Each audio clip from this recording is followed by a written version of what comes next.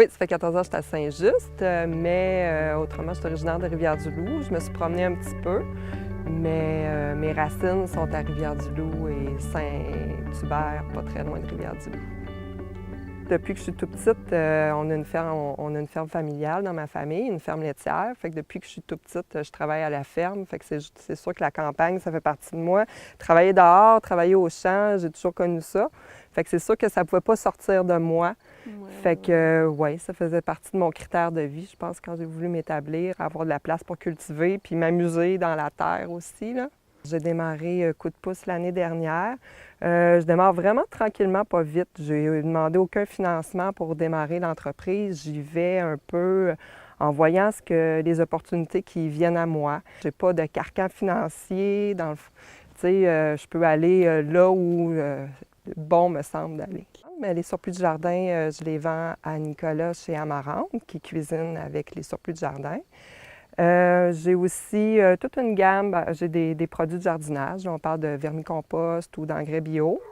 Puis, je suis en train de mettre en place là, une boutique avec des articles pour une vie avec moins de déchets. Donc, on parle de contenants en plastique, boîtes à lunch, en coton biologique. Donc, tout ce qui est objet de la vie courante quand on veut avoir un moins grand impact environnemental.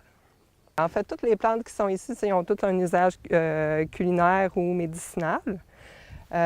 Puis ils ont aussi comme but d'attirer les insectes pollinisateurs. L'échinacée, il y a du thym en bas, il y a l'agastache. Oui. Cette année, c'est difficile pour mon orgueil de jardinière de vous présenter mes jardins. C'est plus petit que d'habitude, il y a moins de variétés. Puis j'ai mis moins de temps aussi dedans. Fait que ça donne un résultat. Hein. La constance de la jardinière, bien, ça se mérite. Hein? Moi, j'ai terminé du rotoculteur. Je voulais des buttes permanentes. Donc, il a fallu creuser les buttes. Ça demandait bien de l'énergie puis bien du temps. Puis là, bien, je voulais éviter les mauvaises herbes entre les allées, dans le fond, dans les allées. Fait que j'ai mis du carton, puis ensuite, j'ai mis de la paille. C'était aussi d'ajouter du paillis ici, comme ça.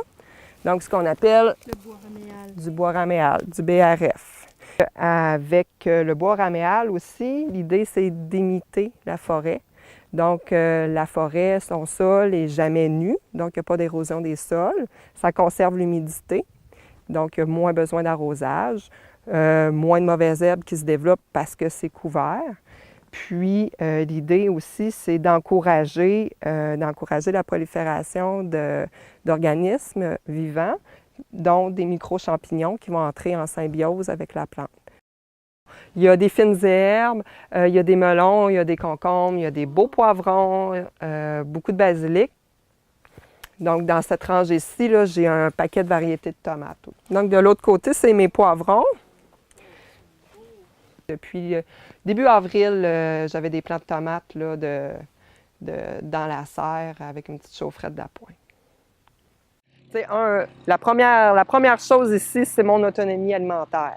Hein? C'est d'avoir de la nourriture pour faire l'année au complet. Je fais pousser mes légumes. Donc, c'est sûr qu'à l'automne ou même durant tout l'été, je transforme. Je fais des conserves, je congèle beaucoup aussi. Donc, en priorité, c'est toujours la famille, c'est toujours mon autonomie alimentaire. Tu sais, dans le fond, avec Coup de pouce, suite à ma semaine en agriculture urbaine, j'offre mes services pour l'aménagement de potager. Puis en fait, si je pouvais marier, dans le fond, l'alphabétisation avec un projet de jardin, je pense que ça ferait de moi aussi une femme comblée.